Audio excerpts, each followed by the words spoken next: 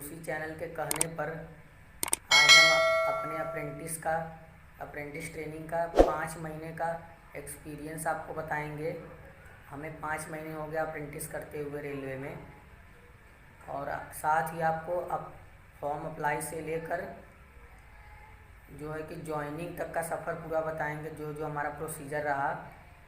तो उससे पहले हम आपको अपना अप्रेंटिसशिप ट्रेनिंग के दौरान जो जो डॉक्यूमेंट है हमारा हुआ वो सब दिखा दे रहे हैं, जिससे आपको यकीन हो जाए कि हम अप्रेंटिस कर रहे हैं। तो चलिए हम आपको डॉक्यूमेंट दिखा दे रहे हैं। ये देखिए, हम जुलाई 2018 में फॉर्म अप्लाई किए थे। उसके बाद हमारा ये कॉल लेटर आया अक्टूबर महीने में, और अब कॉल लेटर देख लीजिए हमारा कैसा रहता है रेलवे का। और इसके 2 महीने बाद हमारा मेडिकल टेस्ट हुआ, और मेडिकल टेस्ट में जो डॉक्यूमेंट था जो रिसीविंग था वो हम आपको दिखा दे रहे हैं। ये देखिए, ये मेडिकल एग्ज़ाम जब होता है अप्रेंटिस में तो ऐसा आपको रसीद मिलेगा। फिर इसके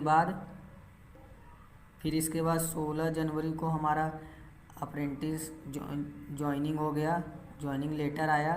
तो 17 जनवरी से हमारा ट्रेनिंग चालू हो गया, और 1 महीने बाद हमें पहचान पत्र मिला, जो कि हम आपको दिखा दे रहे हैं अभी।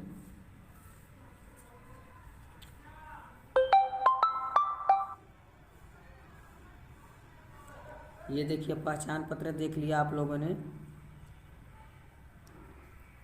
तो दोस्तों, ये सब दिखाने के बाद अब हम आपको बता रहे हैं कि हम वहाँ पर 5 महीने हो गया हमें ट्रेनिंग करते हुए।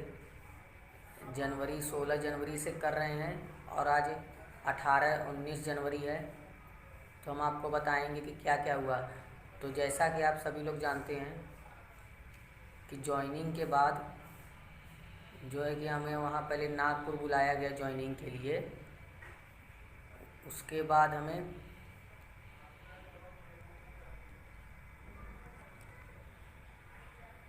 तो दोस्तों, जब 17 जनवरी से हमें अपना ट्रेनिंग चालू की है तो हमें वहाँ पर रहने के लिए क्वार्टर भी मिला था, इसलिए हमें रहने के लिए कोई किराए पर रूम नहीं लेना पड़ा था।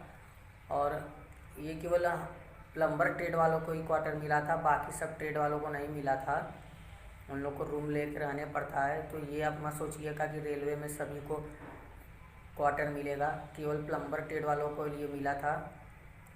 और जो हमारा स्टाइपेंड था वो 9,288 रुपये महीने था, और जो स्टाइपेंड आता है वो हर महीने के 14 तारीख को आता है। मतलब जैसे कि अगर आप 1 महीने किए तो अगले महीने के वो 14 तारीख को आपका स्टाइपेंड आएगा आपके अकाउंट में। और जो हमारा ड्यूटी करने का टाइम था वहाँ पर, हम सुबह 7:30 बजे जाते थे और फिर 12 बजे तक करते थे लगातार।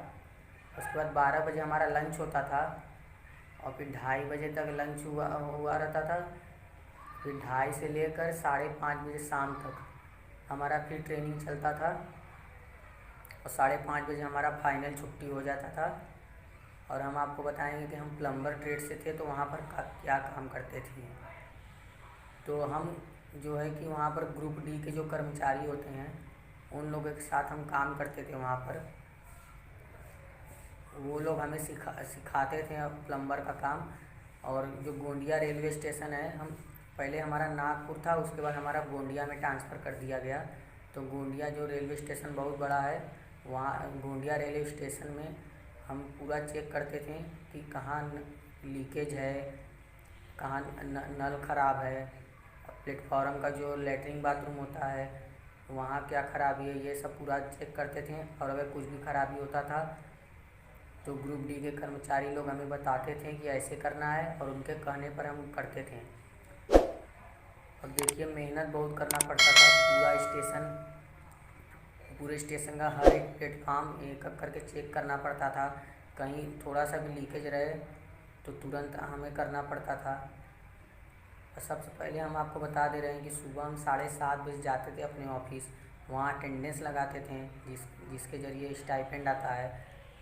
अटेंडेंस लगाते थे, फिर हमारा ड्यूटी लगता था कि आज हमें इस प्लेटफॉर्म पर जाना है, और डेली हम प्लेटफॉर्म पर ही नहीं जाते थे चेक करने। जैसे उस गोंदिया शहर में और भी जो रेलवे का जो क्वार्टर होते हैं, उस क्वार्टर के अंदर अगर कुछ खराबी आ जाता है तो रेलवे का जो कॉलोनी रहता है वहाँ पर भी काम करने जाते थे, और बहुत जगह जाते थे। तो आप ये मत समझिएगा कि केवल रेलवे स्टेशन पर ही काम करना पड़ेगा।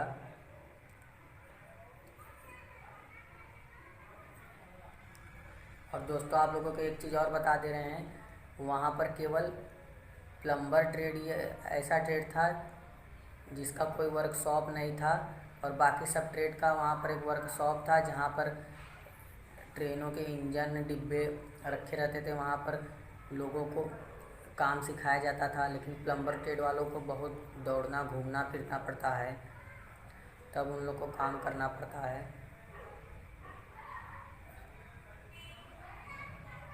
और लेकिन कुल मिलाकर देखा जाए तो हमें वहाँ पर सबसे मेहनत वाला काम प्लम्बर का ही लगा। और केवल काम ही कराते हैं, कुछ सिखाने के लिए तो केवल नाम का है। आपको मेहनत का पूरा काम करवाएंगे, गड्ढा खुदवाएंगे, साफ़ सफाई करवाएंगे, लेटरिन बाथरूम का, स्टेशन का, तो आपको साफ़ सफाई भी बहुत करना पड़ेगा, ये जान लीजिए। और सही बताएं तो हम अभी तक 5 महीना में केवल 10 ही 15% प्लम्बर का काम सीखे हैं, हमें पूरा नहीं आता है। और दोस्तों ये भी हम आपको बता दे रहे हैं, आप लोग अगर ये सोच रहे होंगे, और दोस्तों हम आप लोगों को ये भी बता दे रहे हैं कि अगर आप लोग सोचते हैं कि अप्रेंटिस ट्रेनिंग जब हम करने लगेंगे तो हमें रेलवे में टिकट नहीं लेना पड़ेगा कहीं जाने के लिए, तो ये आपका गलत सोच है। आपको टिकट लेना पड़ेगा, पास आपको नहीं मिलेगा। पास केवल जो परमानेंट कर्मचारी लोग रहते हैं उन लोगों को मिलेगा। और दोस्तों रहने के लिए भी आपको नहीं मिलेगा, वो तो हमें इसलिए मिल गया था क्योंकि वहाँ पर क्वार्टर खाली था, लेकिन हमें कभी भी क्वार्टर से निकाला जा सकता है क्योंकि हमें क्वार्टर अलॉट नहीं हुआ है, वो खाली था, इसीलिए हम लोग रिक्वेस्ट कर कर ले लिए। तो सॉरी दोस्तों, हम थोड़ा रुक रुक कर बोल रहे हैं क्योंकि हम एक यूट्यूबर नहीं है जो हम लगातार बोलेंगे। और अब हम आप लोगों को दोस्तों रेलवे में अप्रेंटिस के दौरान कितनी छुट्टियां मिलती हैं वो भी हम आप लोगों को बता दे रहे हैं। तो देखिए, रेलवे में अप्रेंटिस करने का ये सबसे ज़रूरी नियम है कि 1 साल का अप्रेंटिसशिप ट्रेनिंग होता है, और आपको पूरे 365 दिन मिलेंगे ट्रेनिंग करने के लिए। 365 में से आपको 240 दिन प्रेजेंटी रहना पड़ेगा। अगर आप 365 में से 240 दिन आप काम नहीं करे रहेंगे वहाँ पर ट्रेनिंग में, तो आप अप्रेंटिसशिप का एग्ज़ाम नहीं दे पाएंगे, जिसकी वजह से आपको 20% जो आरक्षण मिलता है अप्रेंटिसशिप का एग्ज़ाम देने के बाद, वो आपको न तो सर्टिफिकेट मिलेगा, मतलब आप एग्ज़ाम नहीं दे पाएंगे। आपका 240 दिन प्रेजेंटी रहना ज़रूरी है। तो दोस्तों, और अब हम बता दे रहे हैं कि आपको कब कब छुट्टी मिलती है। देखिए, संडे को तो छुट्टी मिलता ही है, और सभी त्योहार पर छुट्टी नहीं मिलेगा। जो नेशनल त्यौहार हैं, राष्ट्रीय त्यौहार, उन त्योहारों पर छुट्टी मिलेगा। टोटल कुल 14 त्योहारों पूरे साल भर में हमें छुट्टी मिला है, और 10 CL की छुट्टी जो कि एक्स्ट्रा छुट्टी होती है। ये CL का ऐसा ही नाम, वहाँ पर छुट्टी उस दिन जो छुट्टी एक्स्ट्रा मिलती है उसका नाम CL होता है, जिसको CL की छुट्टी कहते हैं। तो पूरे साल भर में 10 CL की छुट्टी मिलती है, उसको आप चाहे जब यूज़ कर सकते हैं। उस छुट्टी को आप चाहे तो वो 10 CL एक साथ लेकर अपना छुट्टी ख़त्म कर सकते हैं, चाहे एक दो करके ख़त्म कर सकते हैं। तो संडे को छुट्टी मिलता है, और 10 CL की छुट्टी, और 14 त्यौहार पर छुट्टी, और इसके अलावा आपको 15 दिन की मेडिकल छुट्टी मिलती है। जैसे आपका ये 10 CL की छुट्टी ख़त्म हो गई तो आपको 15 दिन का मेडिकल छुट्टी मिलेगा। लेकिन आपको बता दें कि अगर आप 15 दिन की मेडिकल छुट्टी लेंगे तो उसका 1 दिन का आधा पैसा कटेगा। जैसे हमें 1 दिन में 300 रुपये के हिसाब से मिलता है, तो आपका 1 दिन में 150 ही मिलेगा, 150 रुपये मिलेगा। तो आपको 15 दिन की मेडिकल छुट्टी लेने के साथ आपको 15 दिन का आधा पैसा कटेगा, पूरा पैसा कटेगा। लेकिन वही अगर आप 10 CL की छुट्टी लेंगे तो उसमें आपका एक भी वो स्टाइपेंड में से पैसा नहीं कटेगा। दोस्तों ये थी छुट्टी, और अब हम आपको रुक जाइए बता रहे हैं आपको थोड़ा सोचकर। तो दोस्तों एक हम आपको महत्वपूर्ण जानकारी दे रहे हैं कि अगर आप अप्रेंटिस बीच में छोड़ देते हैं तो आप दोबारा कहीं अप्लाई नहीं कर सकते हैं। मतलब आप अगर एक बार अप्रेंटिसशिप करने लगे तो आप दोबारा कभी अप्रेंटिस नहीं कर सकते हैं। इसलिए अगर आपको अप्रेंटिस मिले तो उसे छोड़िए मत, आप उसको पूरा करिए। ये मत सोचिए कि हम बीच में छोड़ दिए अब दोबारा कहीं निकलेगा तो हम दोबारा फिर फॉर्म अप्लाई करके दोबारा कर सकते हैं। ऐसा आप नहीं कर सकते हैं। आप एक ही बार अप्रेंटिस कर सकते हैं, दोबारा नहीं कर सकते हैं। ये सब बात मुझे DRM ऑफिस में पता चली थी नागपुर की। और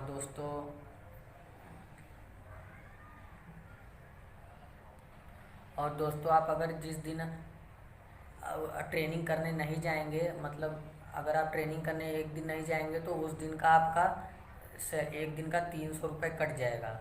मतलब आपको अपसेंट नहीं होना है, साइन ज़रूर मारना है। अगर आप पूरा दिन काम किए रहेंगे और आपका अटेंडेंस नहीं लगा है तो आपका एक दिन का 300 रुपये कट जाएगा। इसलिए आपको सिग्नेचर ज़रूर मारना है सबसे पहले ट्रेनिंग करने से पहले। लेकिन दोस्तों सही बताएं तो हमें ट्रेनिंग करने में मज़ा नहीं आता, बहुत मेहनत करवाते हैं, बिल्कुल लेबर की तरह काम करवाते हैं, ये आप समझ लीजिए। ग्रुप D का नौकरी जो है वो पूरा लेबर का ही होता है। और अगर आप ये अप्रेंटिस एक साल करने के बाद आपको अगर नौकरी मिलेगी तो वो ग्रुप D में ही मिलेगी।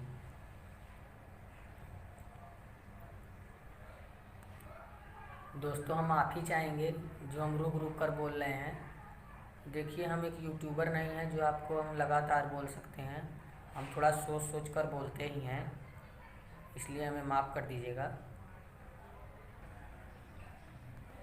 तो दोस्तों कैसी लगी आप लोगों को ये इन्फॉर्मेशन? कुछ इस प्रकार हम आपको जानकारी दी हैं। अगर आपको और कुछ भी जानकारी चाहिए तो आप कमेंट बॉक्स में बताइए, तो हम आपको ज़रूर बताएंगे। चैनल के साथ बने रहिए, इसी के ज़रिए आपको अप्रेंटिसशिप ट्रेनिंग मिलेगी जिसकी वजह से मुझे मिली थी। तो बाय बाय दोस्तों।